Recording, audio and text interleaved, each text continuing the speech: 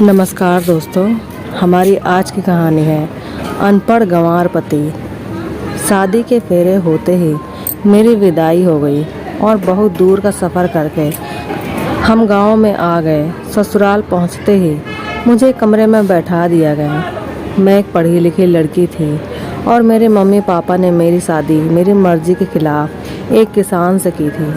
मैं अपने भाग्य पर रो रही थी, इसके अलावा और कुछ कर भी नहीं सकती थी। बस बैठी रो रही थी। कुछ देर बाद मेरे पति अंदर आए तो मैंने हल्की सी एक झलक उनकी तरफ देखा तो वह एकदम मुझे अनपढ़ गंवार सा लगा। रंग थोड़ा सांवला था। वह मेरे सामने आकर बैठ गया और मुस्कुराने लगा और मुझे देखने लगा।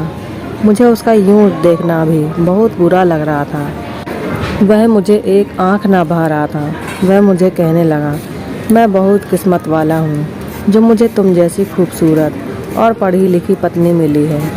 मैंने उसकी बात का तुरंत जवाब दिया और कहा, मैं बहुत बदकिस्मत हूँ जो मुझे तुम जैसा पति मिला।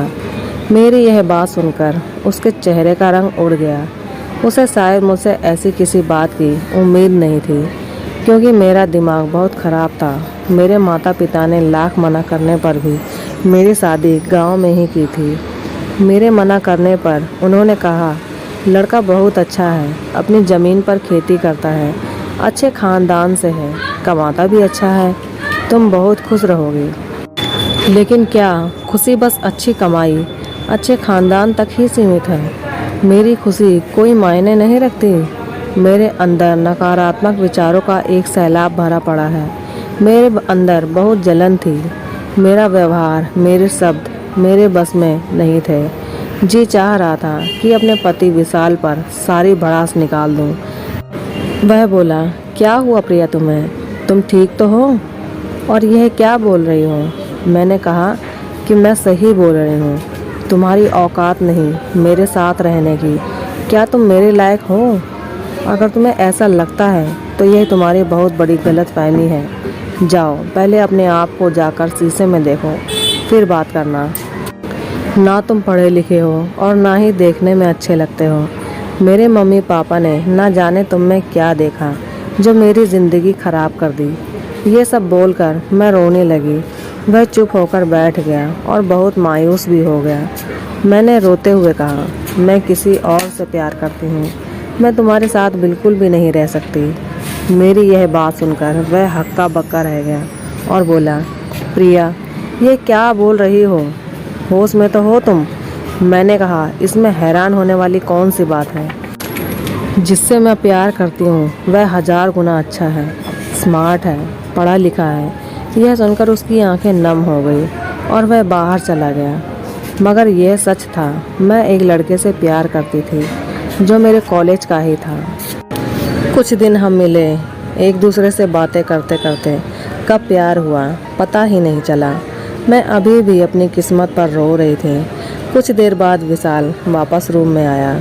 उसकी आंखें थोड़ी सूजी हुई थी और पूरा चेहरा पानी से गीला था। वह शायद रो कर आया था। उसने चादर उठाई और नीचे ज़मीन पर लेट गया। मैंने भी कपड़े बदले और बेड पर सो गई। बहुत दिनों तक ऐसे ही चलता रहा। ना मैंने विशाल से कोई बात की और ना ही विशाल ने मुझसे। वह सुबह होते ही खेतों में चला जाता। शाम को थक कर हार कर जब घर वापस आता, उसके मिट्टी से भरे कपड़े और पसीने से पूरा शरीर भीगा रहता, जिसको देखकर मुझे उससे घिन आती थी। मैं बड़े गुस्से से उसकी तरफ देखती और मुंह फेर लेती थी। मुझे देखकर वह कमरे में चला जाता और नहा धोकर वापस आता। मेरी मजबूरी यह थी कि मुझे सबके साथ बैठकर खाना खाना पड़ता था। मेरे ससुराल में सब एक साथ बैठकर खाना खाते थे, जो मुझसे बिल्कुल भी नहीं होता था। कुछ दिनों तक तो मैं आधे पेट खाकर ही उठ जाती। शायद यह बात विशाल को समझ आ गई थी कि मैं उसके साथ बैठकर खाना नहीं खा पाती, इसलिए वह अब खुद आधा पेट खाकर उठ जाता और मैं भरपेट खाना खाती। मुझे इससे बिल्कुल भी फ़र्क नहीं पड़ता कि विशाल सारा दिन खेतों में मेहनत करता है और शाम को थक कर हार कर घर आता है तो उसे भरपेट खाना भी नहीं मिल पाता। मैं तो बस अपनी अधूरी ख्वाहिशों के बारे में ही सारा दिन सोचती रहती और अपने प्यार रवि के बारे में ही सोचती रहती।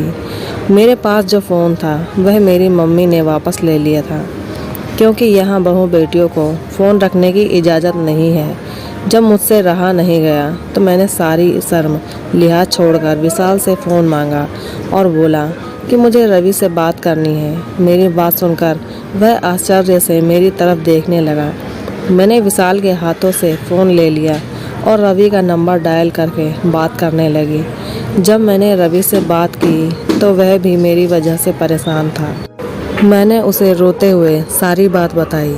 विशाल भी मेरे पास है, इस बात से मुझे कोई फ़र्क नहीं पड़ा। उसने चुपचाप अपनी चादर ली और ज़मीन पर सो गया। अब तो यह मेरा रोज़ का काम हो गया था। मैं रोज़ विशाल से फ़ोन लेती और रवि से बात करने लगती। रवि अभी भी मुझे अपनाने को तैयार था। एक दिन बात करते करते मैं अपने रूम से बाहर चली गई। विशाल सो गया था और घर के बाकी लोग भी सो गए थे। मैं रवि से बात कर रही थी। अचानक मेरे देवर ने पीछे से आकर मुझसे फ़ोन छीन लिया। बोला, बेशर्म औरत, पति के होते हुए यार बना रखा है, शर्म नहीं आती जरा भी। उसकी आवाज़ सुनकर सभी लोग नींद से जाग गए और बाहर आए। विशाल भी आंखें मलते हुए आया और बोला, क्या हुआ, क्या बात है, इतनी रात को क्यों शोर मचा रहे हो? मेरे देवर ने सबके सामने मेरी पोल खोलनी चाहिए, पर विशाल ने बात को संभाल लिया। किसी को कुछ नहीं पता चला। मुझे बहुत गुस्सा आया कि मेरे यहाँ से जाने का रास्ता बंद हो गया। अब मैं रवि से कैसे मिलूँगी? विशाल ने अपने भाई को झूठा साबित कर दिया और कहा, मेरी पत्नी पर मुझे पूरा विश्वास है, ये ऐसा कुछ नहीं करेगी और ये अपनी सहेली से बात कर रही है। उसने मुझे बताया था पहले ही। मैं अपने कमरे में जाकर विशाल से लड़ने लगी कि तुम्हारे वजह से यह सब हुआ है। तुमने किसी को कुछ क्यों नहीं बताया? तुम मुझे छोड़ क्यों नहीं देते? क्योंकि मम्मी पापा के वजह से मैं खुद कुछ नहीं कर सकती थी। अगर मैं तुम्हें छोड़ भी दूंगा तो भी तुम पर कोई इल्ज़ाम बर्दाश्त नहीं कर सकता था, क्योंकि तुम्हारी और तुम्हारे मम्मी पापा की इज्जत मेरी भी इज्जत है। अगर वह लड़का तुम्हें इज्जत के साथ अपनाने को तैयार है तो मैं खुद तुम्हें उसके पास लेकर जाऊंगा। उससे बात करके सारा इल्ज़ाम खुद पर लेकर तुम्हें घर छोड़ दूंगा और तलाक के पेपर भी भिजवा दूंगा। तुम खुशी से शादी करना और खुश रहना। यह सुनकर मैं बहुत खुश हो गई। पहली बार उसके लिए मेरी भावनाएं बदलने लगी थी। लेकिन मैं होश में आई और सारी बात रवि को बताई। वह भी खुश था। 2-3 दिन बाद विशाल के साथ मैं शहर रवि के घर गई और विशाल से बोली, अब तुम जाओ और मुझे तलाक के पेपर भिजवा देना। मेरा और तुम्हारा अब कोई रिश्ता नहीं।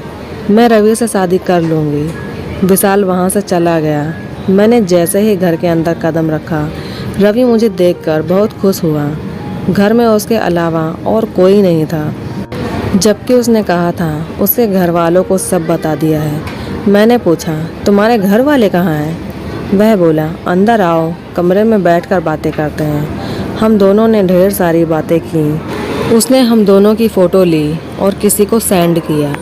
मेरे पूछने पर बोला, तुम्हारे देवर को फ़ोटो सेंड की है, और बाथरूम में चला गया। थोड़ी देर बाद उसी नंबर से मैसेज आया, लड़की तो लाजवाब है, पर इसकी कीमत 3 लाख रुपए दूंगा। जब मैंने यह पढ़ा तो मेरे पैरों तले ज़मीन खिसक गई। इससे पहले कुछ अनर्थ होता मैं वहाँ से भाग आई और रोते रोते ससुराल पहुँची।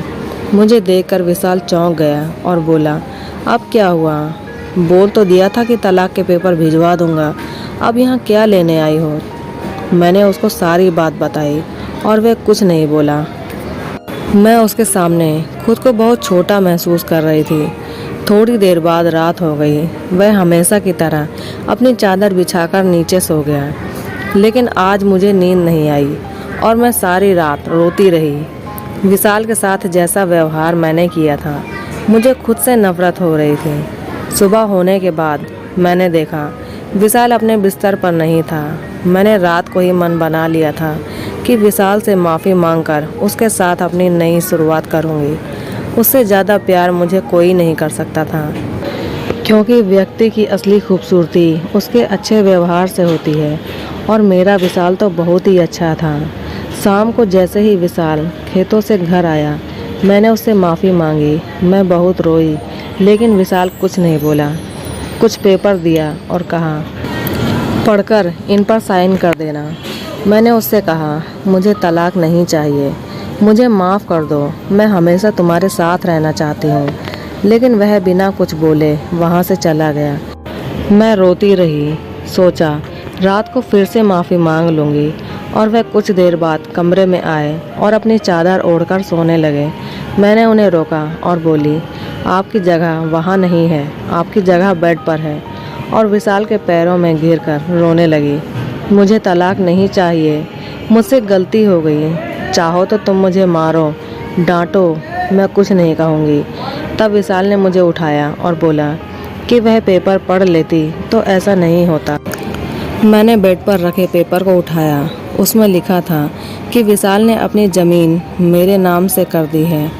यह देखकर मुझे झटका लगा कि कोई इतना अच्छा कैसे हो सकता है। मैंने पूछा, विशाल, ये ज़मीन मेरे नाम पर क्यों कर रहे हो?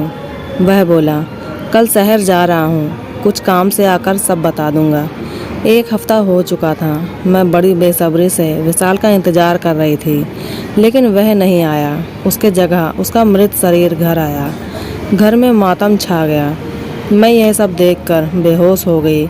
जब होश में आई तो ज़ोर ज़ोर से रोने लगी। उसके दोस्त ने बताया कि वह गंभीर बीमारी से ग्रसित है, जिसका कोई शायद यह मेरी वजह से हुआ। कुछ दिनों बाद जब घर का माहौल शांत हुआ तो मेरी सास ने मुझे एक लेटर दिया और कहा, विशाल ने दिया था अपने दोस्त को तुम्हें देने के लिए। मैं उनसे बोली, मम्मी, विशाल तो अनपढ़ था, फिर लेटर कैसे लिखा? मेरी सास ने मुझे बताया कि वह बहुत पढ़ा लिखा था। तुम्हें कभी नहीं बताया उसने। मैंने भी जानने की कोशिश नहीं की। मैं भागकर अपने कमरे में गई और लेटर पढ़ने लगी। प्रिया, जब मैंने शादी के दिन तुम्हें देखा, तुम दुल्हन बने बहुत सुंदर लग रही थी। तभी मुझे तुमसे प्यार हो गया था। और हाँ, मैं एक पढ़ा लिखा लड़का था, चाहता तो अच्छी नौकरी कर लेता, लेकिन मेरे पापा ने मुझे खेती करना सिखाया और उन्हीं खेतों में आखिरी सांस ली और मुझसे वादा लिया था कि तुम इस ज़मीन को कभी बंजर नहीं होने दोगे, जिस वजह से मैं खेती करता था।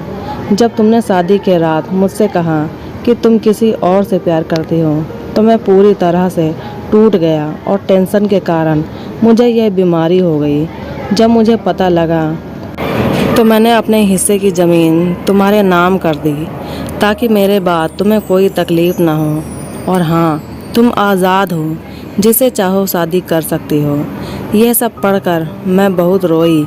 मैंने अपने पति विशाल को हमेशा हमेशा के लिए खो दिया था, लेकिन आज भी मैं उसकी विधवा बनकर रह रही हूँ। यह मेरी सज़ा है। मैं उन सभी औरतों से ये कहना चाहूँगी कि बेहतर को पाने के लिए बेहतरीन को मत खो देना, क्योंकि पूरी ज़िंदगी आपको रोने के अलावा कुछ हासिल नहीं होगा। दोस्तों, कैसी लगी मेरी ये कहानी? अगर अच्छी लगी तो प्लीज़ वीडियो को लाइक करें, शेयर करें और हमारे चैनल को सब्सक्राइब करें। और इस कहानी में आपको कौन सी बात अच्छी लगी, ये हमें कमेंट करके ज़रूर बताएं। धन्यवाद।